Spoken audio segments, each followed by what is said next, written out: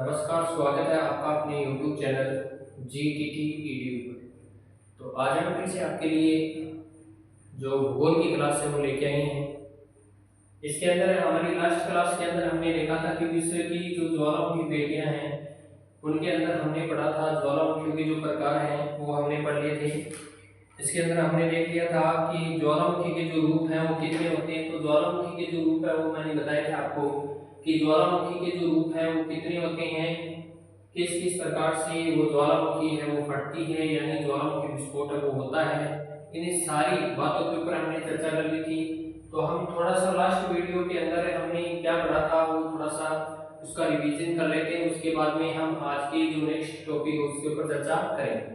तो last video के अंदर हमने देखा था कि ज्वालामुखी के जो रूप है यानी ज्वालामुखी के कितने रूप हैं उनके ऊपर हमने चर्चा की थी। तो ज्वालामुखी के रूप के बारे में अगर हम बात करते हैं तो ज्वालामुखी के दो रूप हैं। इसमें पहले रूप के ऊपर हमने चर्चा कर ली थी और दूसरा जो रूप है उसके ऊपर आज हम चर्चा करने वाले हैं। तो पहला जो रूप था वो था केंद्रीय उद्गार वाले ज्वालामुखी। यहाँ पर लिख देता हूं मैं, एक नंबर केंद्रीय उद्गार वाले ज्वालामुखी। केंद्रीय उद्गार वाले ज्वालामुखी, केंद्रीय उद्गार वाले ज्वालामुखी, ये हमने पढ़ लिया था। पिछला जो वीडियो था इस वीडियो के अंदर हमने केंद्रीय उद्गार वाले जो ज्वालामुखी हैं इसके ऊपर हमने चर्चा कर ली थी। तो अगर वीडियो के ऊपर नए हो, चैनल के ऊपर नए हो तो आप चैनल को सब्सक्राइब जरूर करें, बेल आइकन को दबाएं ताकि आगे आने वाला जो वीडियो है वो आप तक पहुंच सके। आपको जैसे बताएं कि बीए फर्स्ट ईयर की हम अगर बात कर लेते हैं, बीए बीएड फर्स्ट ईयर की अगर हम बात कर लेते हैं तो इनके अंदर सेमेस्टर प्रणाली वो लागू हो चुकी है। और सेमेस्टर प्रणाली के अंदर सिलेबस है वो भी क्या है, सिलेबस के अंदर भी बदलाव हुआ है। तो सिलेबस के अंदर हम देखेंगे तो फिजिकल ज्योग्राफी जो आपकी भौतिक भूगोल है इसको ही दो पार्टों के अंदर क्या कर दिया है, बांट दिया गया है। ठीक है, तो सिलेबस का ध्यान रखना है, ये हमें सेमेस्टर के अनुसार आपको क्या करवा रहे हैं, ये सिलेबस करवा रहे हैं। ठीक है, सेमेस्टर के अकॉर्डिंग ही ये सिलेबस है, ये क्या है इस चैनल के ऊपर चल रहा है। तो अगर जो स्टूडेंट चैनल से जुड़े नहीं हैं तो चैनल से जुड़ जाएं और सेमेस्टर प्रणाली के दौरान जो करवाए जाने वाला जो सिलेबस है वो इस चैनल के माध्यम से आपको क्या है, संपूर्ण सिलेबस है वो करवाया जाएगा। तो अपने दोस्तों के साथ में, अपने मित्रों के साथ में इस वीडियो को ज़्यादा से ज़्यादा शेयर करें ताकि उनको भी क्या मिल सके, इससे वीडियो का फायदा है वो मिल सके। तो चैनल को सब्सक्राइब जरूर करें, वीडियो को शुरू से लेकर अंत तक है वो जरूर देखना है। ये मैं सभी वीडियो के अंदर बोलता हूँ क्योंकि हम क्या है कॉन्सेप्ट के साथ में सारी बातें हैं वो जानेंगे। एक शब्द है वो दूसरी शब्द से जोड़कर क्या है हम यहाँ पर पढ़ने वाले हैं। तो वीडियो को शुरू से लेकर अंत तक देखना बहुत ही आवश्यक है। अब देखो, पहला केंद्रीय उद्गार वाले ज्वालामुखी, ये इसके ऊपर हमने चर्चा कर ली थी, इसके ऊपर हमने चर्चा कर ली थी केंद्रीय उद्गार वाले ज्वालामुखी। तो हम बात करते हैं ये केंद्रीय उद्गार वाले जो ज्वालामुखी इनका विस्फोट किस प्रकार से होता है। तो इनका विस्फोट एक संकरी नली होती है और संकरी नली के माध्यम से क्या है मैग्मा प्रकोष्ठ, जो मैग्मा प्रकोष्ठ होता है नीचे की तरफ, वहां से क्या है जो मैग्मा है वो ऊपर की तरफ धरातली भाग की तरफ आता है। गैसों की तीव्रता बहुत ही ज्यादा होती है जिससे कि क्या है कि भयानक विस्फोट होता है। भयानक विस्फोट होने के साथ ही क्या है यहाँ पर क्या होती है, जन धन की हानि होती है। और केंद्रीय उद्गार वाले ज्वालामुखी हैं इससे क्या है लावा है, गैस, अनेक प्रकार की जो गैसें हैं, छोटे छोटे पत्थर के जो टुकड़े हैं वो विस्फोट के साथ में बाहर निकलते हैं, वो केंद्रीय उद्गार वाले ज्वालामुखी कहलाती है। आज हम चर्चा करने वाले हैं वो है दरारी उद्भेदन। यहाँ पर देखो मैं इसको एक बॉक्स में बंद कर रहा हूँ। आज हम इसको पढ़ेंगे दरारी उद्भेदन वाले ज्वालामुखी। आज हम इसको पढ़ने वाले हैं दरारी उद्भेदन। जैसा कि आपको पता है कि आपको यहाँ पर नजर आ रहा है दरारी, जिसको मैं अंडरलाइन कर रहा हूँ दरारी। दरारी का मतलब क्या होता है, दरार पड़ना। दरारी का मतलब क्या होता है, दरार पड़ना। जैसे कि ये भूमि है, इस भूमि की अगर हम बात करेंगे तो इसके बीच में देखो ये क्या पड़ गई, दरार। तो दरारी, दरार से निकलने वाला लावा, दरार से निकलने वाला लावा किसी विस्फोट के साथ में तो निकलेगा नहीं, अब विस्फोट के साथ में कौन सा निकलेगा कि नीचे से गैसों की तीव्रता तो बहुत ज्यादा है, गैसों की तीव्रता बहुत ज्यादा होने के कारण क्या है उसको निकलने के लिए कोई स्थान नहीं मिल रहा है, ऐसा तो है नहीं। वो क्या होगा, केंद्रीय उद्गार वाले ज्वालामुखी होंगे। क्यों? क्योंकि उनको क्या है प्रॉपर रूप से निकलने के लिए क्या जगह नहीं मिलती, जगह नहीं मिलती तो वो धरातलीय भाग को क्या है तोड़कर बाहर निकलते हैं। तो इसमें ऐसा कुछ नहीं है, इसमें दरार के माध्यम से क्या है जो लावा है, पत्थर है, गैस की जो गैस है अनेक प्रकार की, वो क्या है इन दरारों के माध्यम से क्या बाहर निकलती है। तो दरारी उद्भेदन वाले ज्वालामुखी तो पढ़ते रहो। कई बार लावा के साथ, अब देखो लावा के साथ मैं यहाँ पर समझाना चाहूंगा आपको कि लावा के साथ यानी कहने का तात्पर्य ये कि जब ज्वालामुखी फटता है, ज्वालामुखी विस्फोट होता है, ज्वालामुखी उद्गार होता है, तो उस समय क्या निकलता है बाहर की तरफ लावा। ठीक है, लावा जब गैस की मात्रा अधिक नहीं होती, यानी लावा के साथ है वो गैस की मात्रा अधिक नहीं होती। अब अगर मान लो लावा के साथ में गैस की मात्रा अधिक है तो क्या होगा, विस्फोट के साथ में कहने का तात्पर्य क्या हो जाएगा, केंद्रीय उद्गार वाले वो ज्वालामुखी हो जाएंगे। जब क्या होगी, गैस की जो मात्रा है वो ज्यादा होगी, गैस है उसकी गति की बात करेंगे तो वो तीव्र होगी। तो लावा के साथ जब गैस की मात्रा अधिक नहीं होगी तो क्या है धीरे धीरे लावा क्या है बाहर की तरफ धीरे धीरे निकलेगा। अधिक नहीं होती है तो धरातल में दरार पड़ने लग जाती है। तो धरातल में क्या होने लग जाती है, इस लाइन को ध्यानपूर्वक पढ़ना कि धरातल में क्या पड़ने लग जाती है, दरार पड़ने लग जाती है। जब लावा बाहर की तरफ निकलने का प्रयास करता है तब उसके साथ में गैसों की जो तीव्रता है वो ज्यादा नहीं होती। गैसों की तीव्रता ज्यादा नहीं होने के कारण धरातली जो हमारा भाग है, इस धरातलीय भाग के अंदर क्या पड़ने लग जाती है, दरार पड़ने लग जाती है। अच्छा आगे बात करते हैं, जिससे होकर लावा शांत रूप से, लावा किस रूप में बाहर निकलेगा, शांत रूप से। अब आपको पता है कि मान लो कोई दरार है और उस दरार से कोई भी पदार्थ बाहर की तरफ निकल रहा है तो वो विस्फोट के साथ में तो निकलेगा नहीं। क्यों नहीं निकलेगा, क्योंकि दरार से निकल रहा है, पहले से दरार पड़ गई है, उसको निकलने के लिए क्या मिल गई है, जगह मिल गई है, तो उसी स्थान से क्या होगा धीरे धीरे बाहर निकलने का क्या करेगा, प्रयास से करेगा। तो उसी प्रकार से लावा है वो क्या है शांत रूप से दरार के माध्यम से, अब लावा है वो धीरे धीरे इस दरार के माध्यम से क्या है धरातल के ऊपर क्या है धीरे धीरे प्रवाहित होने लगता है। कहने का तात्पर्य यह है कि शांत रूप से क्या है इस दरार के माध्यम से लावा है वो क्या है धरातलीय भाग पर क्या होने लग जाता है, धीरे धीरे प्रवाहित होने लग जाता है। क्योंकि इस लावा, ये जो लावा है इस लावे को निकलने के लिए क्या मिल गई है, जगह मिल गई है। जगह मिलने के कारण ये क्या है उस दरार के माध्यम से क्या है धीरे धीरे बाहर निकलता है और धरातलीय भाग होता है, इस धरातलीय भाग के ऊपर क्या हो जाता है, ये जमा हो जाता है। इसके बाद ऐसे ज्वालामुखी को दरारी उद्भेदन वाले ज्वालामुखी कहते हैं। यानी आप हेडिंग से समझ सकते हो, यहाँ पर ये देखो, यहाँ पर मैं गोल चक्कर कर रहा हूँ, उसको बंद कर रहा हूँ, तो इस यहाँ पर ही आप क्या है इस हेडिंग से ही आप समझ सकते हो कि ये बताना क्या चाह रहा है। ठीक है, दरारी उद्भेदन वाले ज्वालामुखी, तो दरारी उद्भेदन वाले ज्वालामुखी इसे कहा जाता है, यानी इसे ये ज्वालामुखी है वो दरारी उद्भेदन वाले ज्वालामुखी कहलाते हैं। ठीक है, इसके बाद में आगे देख लेते हैं 2 नंबर पॉइंट।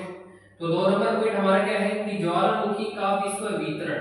अब ज्वालामुखी का जो विश्व वितरण है, यानी विश्व वितरण का मतलब होता है कि कहां-कहां पर ये किस प्रकार से फैले हुए हैं, इनके ऊपर हम चर्चा कर लेते हैं। विश्व का जो क्षेत्र है उस क्षेत्र के अंदर जो ज्वालामुखी है वो कौन-कौन से क्षेत्रों के ऊपर क्या है फैली हुई हैं, किस प्रकार से फैली हुई हैं और कितनी हम बात करेंगे तो दूरियों के अंदर ये फैली हुई हैं, इनके ऊपर हम चर्चा करेंगे इस पॉइंट के अंदर।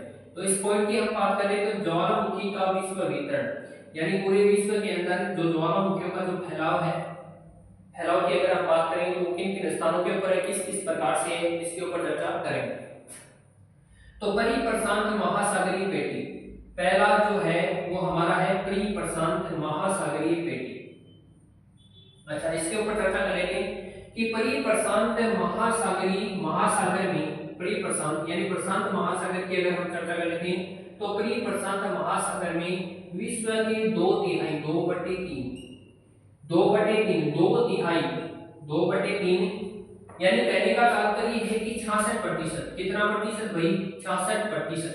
यानी हम बात करेंगे हमारे पास कितना है, हमारे पास हम बात करेंगे 100%।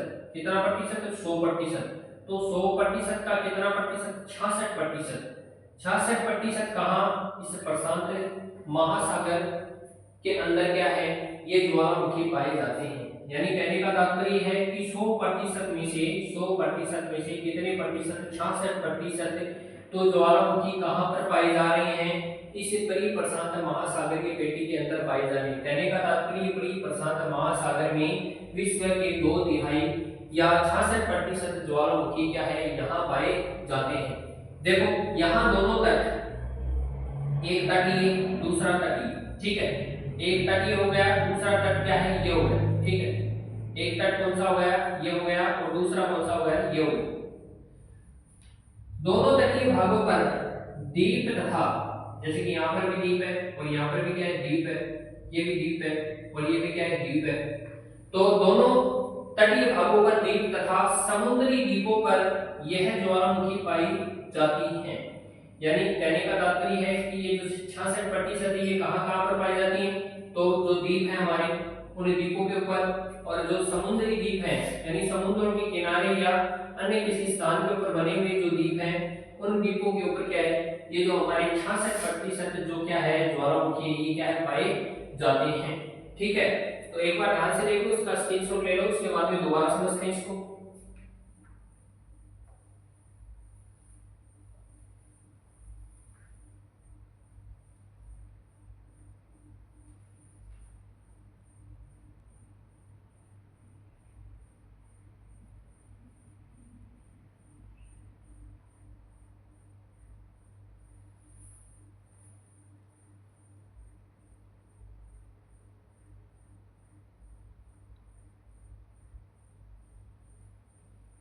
जल्दी से आप इसका स्क्रीनशॉट ले लें, इसके बाद हम आगे चलते हैं और इसको दोबारा देखते हैं।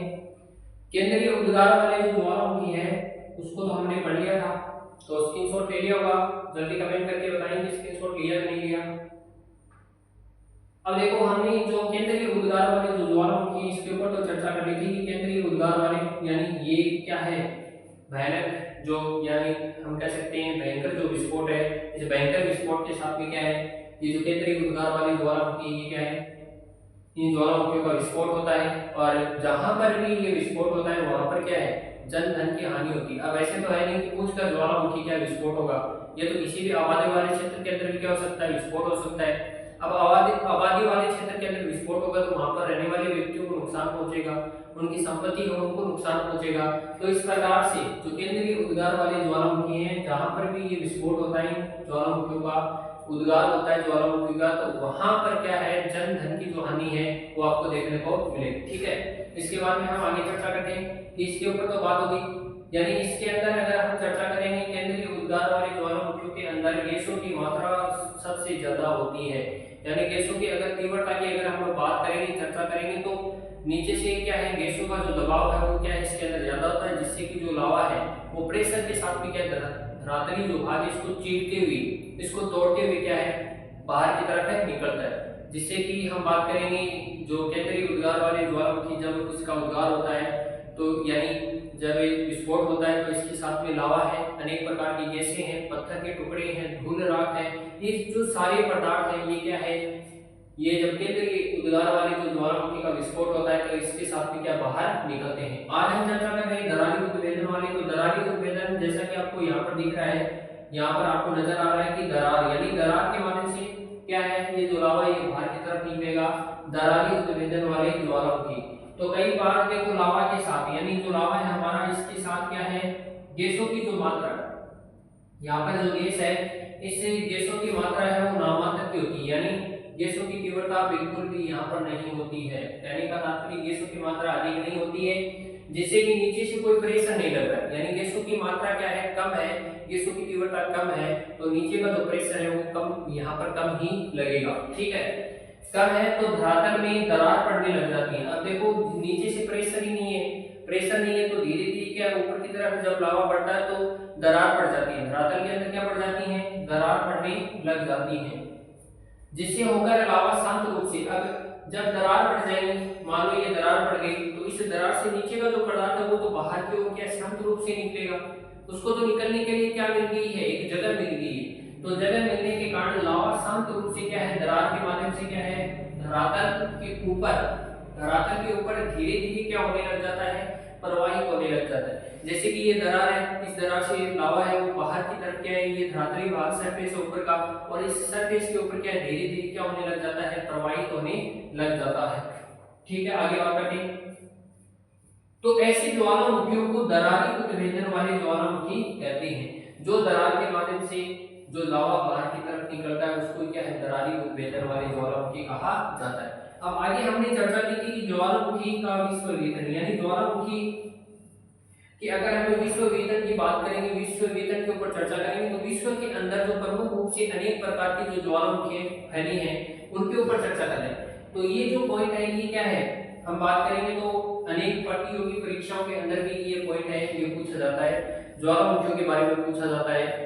इसके बाद में ज्वालामुखी की जो बाहरी और आंतरिक संरचना है उनके बारे में भी पूछा जाता है। पृथ्वी की आंतरिक संरचना है उसके बारे में भी पूछा जाता है। कोबर का पर्वतीय निर्माण सिद्धांत है वो भी पूछा जाता है। महासागरीय नितल है वो भी पूछा जाता है। महासागरीय जो लवणता है उसके बारे में भी पूछा जाता है। तो बहुत सारी जो चीजें हैं वो क्या है, प्रतियोगी परीक्षाओं की दृष्टि से भी क्या है, बहुत महत्वपूर्ण है। ठीक है, तो आपको क्या है, वीडियो को शुरू से लेकर अंत तक जरूर देखना है, क्योंकि कॉन्सेप्ट के साथ में यहाँ पर हम क्या है, सारी बातों को जान रहे हैं। ठीक है, अब देखो परिप्रशांत महासागरीय पेटी, तो परिप्रशांत महासागर में विश्व के 2/3 विश्व के 2/3 यानी का तात्पर्य विश्व के अंदर 100% क्या है, ज्वालामुखी है।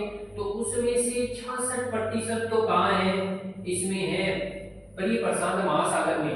कहाँ पर है, परिप्रशांत महासागर में 66% ज्वालामुखी यहाँ पर पाए जाते हैं। किस पेटी के अंदर बात करेंगे, तो परिप्रशांत महासागरीय पेटी के अंदर पाए जाते हैं। यहाँ दोनों तटीय भागों पर द्वीप, यानी एक द्वीपीय दूसरा द्वीपीय, तो एक द्वीप दूसरा द्वीप, दोनों तटीय द्वीपों तथा समुद्री द्वीपों पर यह ज्वालामुखी क्या है, पाए जाते हैं। तो इस बात को आपको ध्यान में रखना है। ये जो हमारा ये कंप्लीट हो गया है, इसके ऊपर जो ज्वालामुखी का विश्ववेधन है इसके ऊपर हम अगले वीडियो के अंदर और चर्चा करेंगे।